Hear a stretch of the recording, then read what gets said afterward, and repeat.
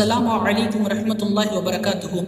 50 days 50 Islamic சேலஞ்சில் இன்னையோட டே 11 இருக்குது. இன்றைய தினத்தில் நாம் பார்க்க போவது இஸ்லாமிய பெண்கள் அவர்களுடைய பாதுகாப்புக்காக என்ன செய்ய வேண்டும். பெண்களுடைய பாதுகாப்புக்கு என்ன செய்ய வேண்டும். ஒரு 4 முக்கியமான விஷயங்கள், இதை நீங்கள் தினந்தோறும் கடைபிடிக்க வேண்டும்.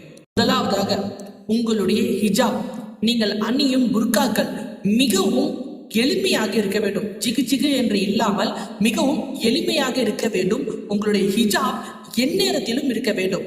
உங்களுக்கு அனுமதிக்கப்பட்ட உங்களுடைய கணவர் மற்றும் உங்களுடைய பெற்றோர்கள் போல நெருக்கமான சொந்தங்கள் தவிர வேற யார் முன்னாடியும் உங்களுடைய ஹிஜாபை நீங்கள் எடுத்துவிடக்கூடாது.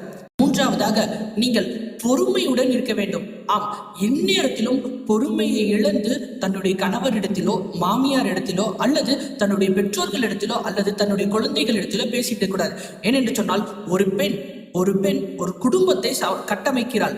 அந்த குடும்பம் தான் மிகப்பெரிய இஸ்லாமிய சமுதாயத்தை கட்டமைக்கிறது.